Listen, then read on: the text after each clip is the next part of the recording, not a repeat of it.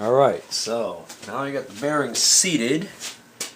So the next thing I've got to do is I've got to get that locking nut put back on and tightened. Yeah, it's funny, this is a BH0-08 bearing retainer nut, but on the side here it says Bear Hug. So BH for Bear Hug. So it must be the name of the company that makes that. That's interesting. So this was pretty simple on this here. This has the big beveled edge here. That's got to be up against the bearing. Although in this particular case I don't know why it necessarily has to have a bevel to it. But it does. There's a wide bearing surface right here.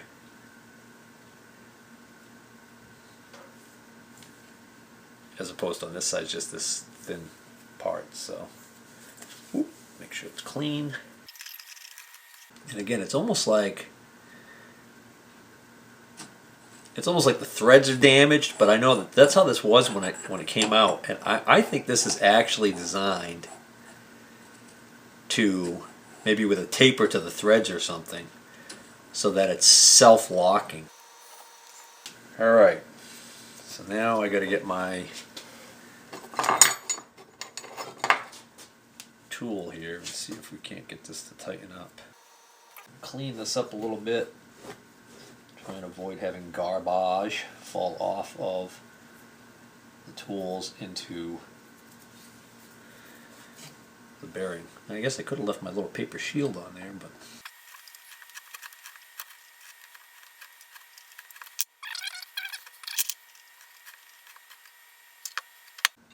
I guess the threads weren't clean on this. I should have done a better job cleaning the threads out.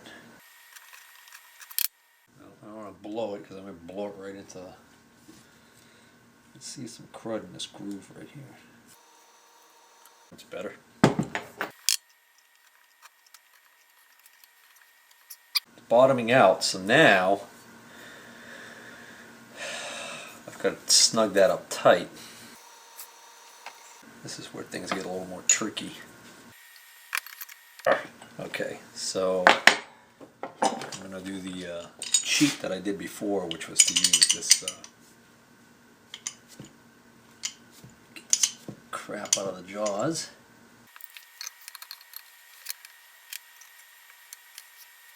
I'm going to use that hole in the table again to hold this. So now this whole assembly goes in here, but before I put this through here, I'm going to put on one of the two snap rings.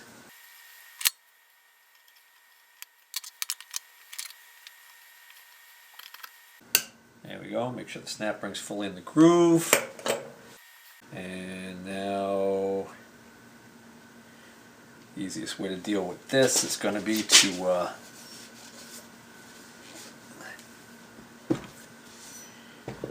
okay, I can see there's still some remnants of parts cleaning solution in here from when I had this in the parts washer, so let me try and clean that out. I just don't want parts cleaner to drip into the bearings, have some kind of adverse effect on the grease that I just put in there. Run this through the bore once, that ought to do it. Rag. Good enough. And now this goes down on top of this. Okay, the trick here. Alright, again, I'm going to put this in my table where I've got this hole. So it's handy that I've got this hole on my workbench, which is actually a hole for a lock set, because this workbench is actually a gigantic door. At least that's what it started its life out as. So now I need something. Probably going to end up putting this in the press anyways, now that I think of it. But I'm going to need something to push down, something that's got a hole in it large enough to fit over this nose of the spindle here and be able to bear on this outer edge.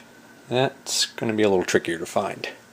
Alright, I'm going to put this in the press, but same deal as last time. I want to make sure that anything I stack on top of here, I've got old hardware and junk like that laying around that I'm going to use as spacers. I don't want any crap falling off of that. So what I'm going to do is I'm going to put this little rubber glovey on. Okay, then I've got this large bearing, which I already checked, and this inner race of this junk bearing that I use for a spacer is actually a good fit. It lines up well with the outer race of the bearings. And then I've got these spacer plates here from an old milling machine that I hadn't done anything with yet. So I got those. I pretty much am gonna do a setup like this.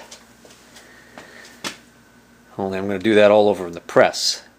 Alright, I just put this in the press and I realized that at first I thought I was going to have a problem because I figured that the plates were going to bottom out on the top of this before that got down past down inside there. But turns out this is such a it's not really a press fit, it's more of just a slip fit. So as soon as I started to press it and it cocked so that it wasn't crooked anymore, it slipped right in.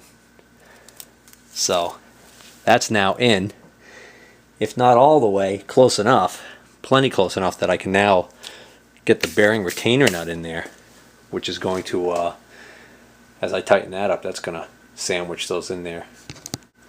Now, tighten the bearing retainer nut.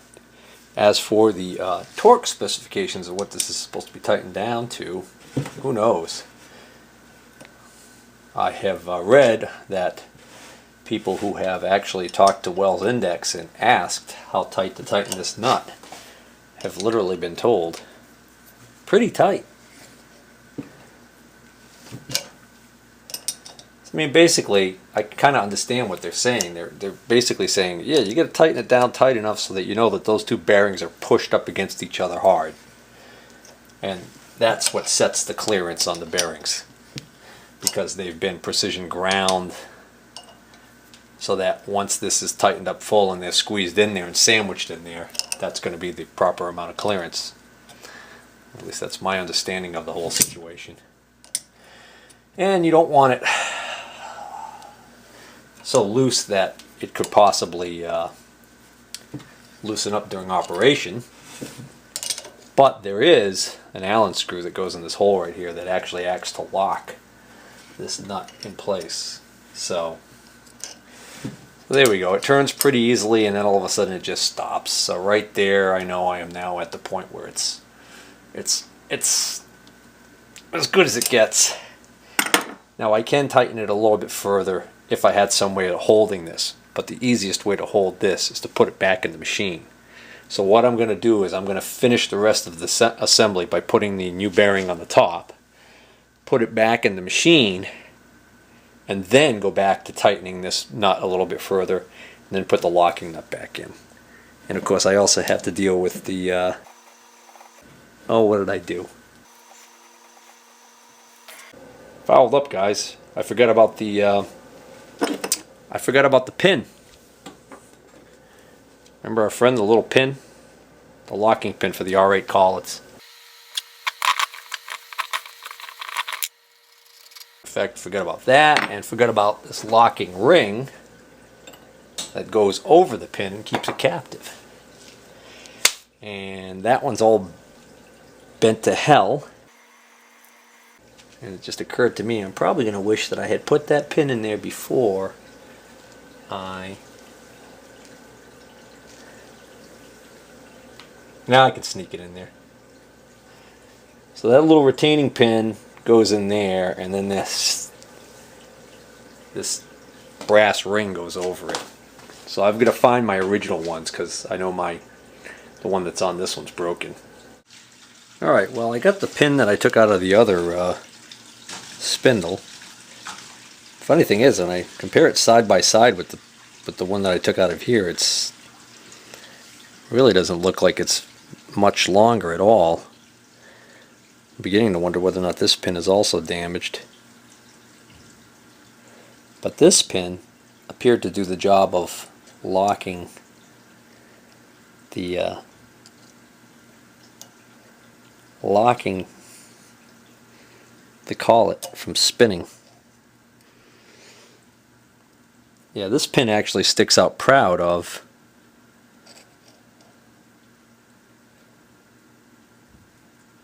I don't know. The head is smaller on this pin. So my problem is, it's beginning to look to me like when I put this on, when I put this ring on, it's going to be able to back out of that hole enough to not do the job it's supposed to do. This ring's a little tight on here also. The ring I took off was really tight, but that's because it's deformed. It's not even round anymore. It's damaged. I wonder if there's something going on the nose here. Oh, good. I just tapped that down, and as soon as I got past the nose here, it slipped right down. So that is kind of a loose fit, like it should be.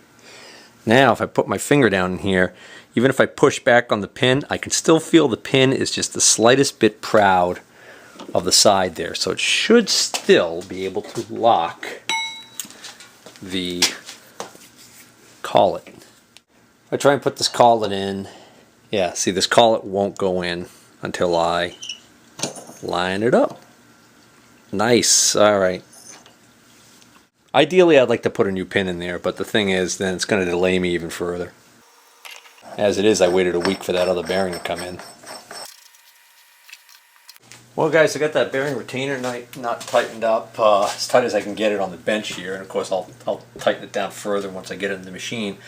But my initial opinion here is that I'm very unimpressed with the sound of these bearings after cleaning them thoroughly and repacking them with grease.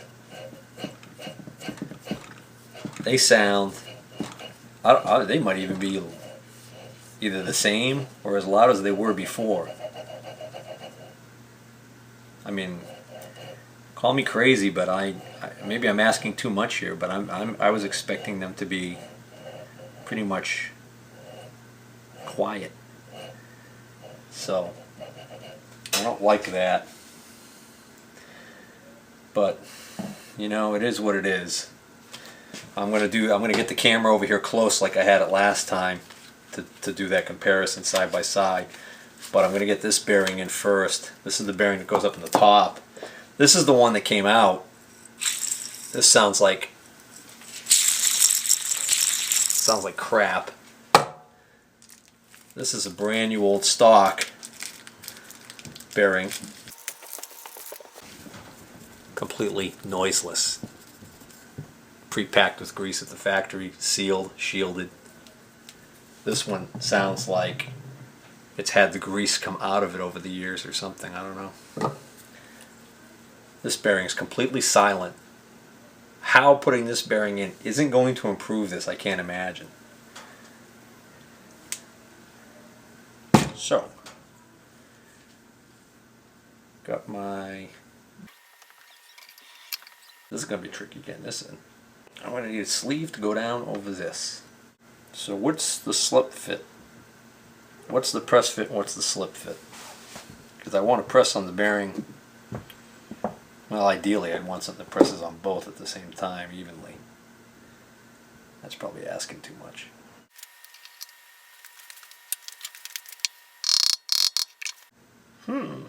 The ID of this bearing onto the shaft must be the slip fit because they're using two retaining snap rings to hold it in position. So the outside must be pressed into this bore. So I think I need to concentrate my efforts on the outer race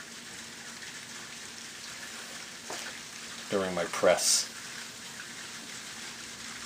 Again, ideally, I probably want something that's pressing on both at the same time. The problem is I'd have to... I don't have anything that's going to be a perfect fit on that. Just happen to have the spindle to the South Bend lathe laying here. Awfully close. Awfully close. But it's not quite large enough. And I'm worried about damaging this thin metal shield here. You push in on that and it could impinge on the ball bearings inside. And you're going to pretty much ruin the bearing at that point. So, let's see what else is laying around the shop. Well, everybody, this is, for those of you who don't know, this is what is known as a spud nut. And this, or spud nut assembly, this is actually for a toilet. The way this works is this is actually supposed to go in through the porcelain part of the back of the toilet, and I think this is for a very old toilet where the pipe would come out the back and then turn and go up, like for an overhead flush toilet type of deal. Anyways, I saved it because it was brass. And didn't throw it in the brass scrap pile, I just kind of had it in my sorted plumbing, because I think we've got a toilet that's a reproduction of the old-fashioned toilet with the overhead tank and the pole chain. So this is a spare for that. But what I found is that if I take this nut off and I run it right down here, it's a perfect fit right in there to press on the outer race of that bearing. But it's down inside there, so if I take this and I put it on backwards, like so, and then drop this whole thing down over it like that, now I can come up with something else, so that I just gotta put a pipe maybe over this that'll sit in here, and I should be able to put this all in the press. Alright, here's the setup. Not the ideal. I've got some cast iron pipe fittings I had laying around.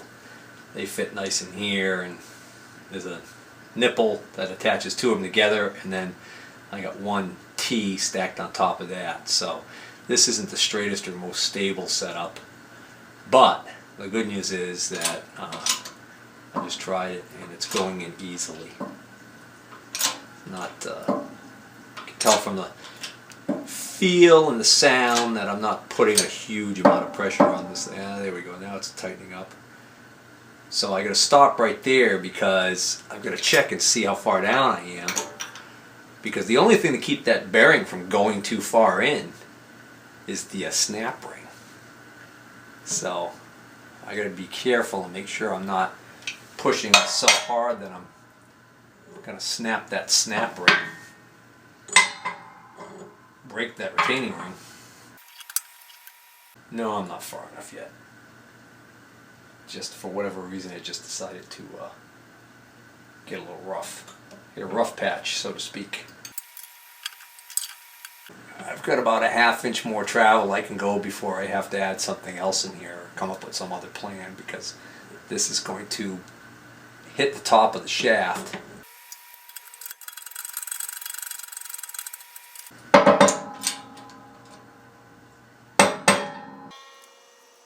Must not be going in straight. I don't like the sound of that.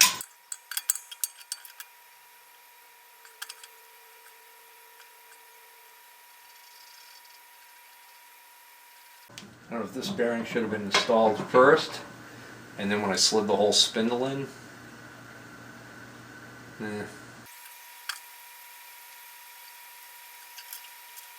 Oh, I see. The way this is cast, it's pretty crooked.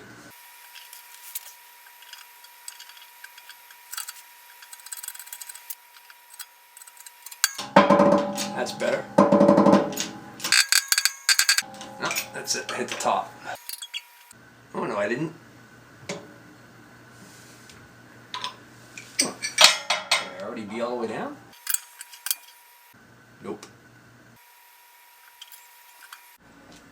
Okay, so it was stopping dead and I couldn't figure out why. It turns out that it was because this flange on here is such a perfect fit to this ID right here, and there's actually a little step down inside here. So now this was hitting the step. So what I'm going to do now is I'm going to flip this around and try and see whether or not, because this diameter here is a tiny bit bigger than this diameter on the outside of these points of this nut, and I'm hoping that's going to be just enough to clear that. So put that in there. This goes back on here. I don't think I have that much further I have to push this thing. I think I'm getting close. Hope I'm getting close. Battery on the camera's dying again, so you didn't catch it, but I did get that in. Now I got the retaining clip in, so it's back together. Alright, I was down here earlier this morning and the battery died on the camera, and I had other things I needed to do anyways, so I decided to charge the battery and come back down this evening. So I'm at the point now where I've got this quill assembly reassembled, and I'm going to do the repeat of the test I did before disassembly. And again, holding the camera approximately 1 foot away, I'm just going to spin the spindle and I'm going to pan up and down, and then I'm going to splice in some video of the first time that I did this before disassembly, so we can kind of have a side-by-side comparison of the difference in the sound. This does seem like it's quieter to me, but I'm not positive.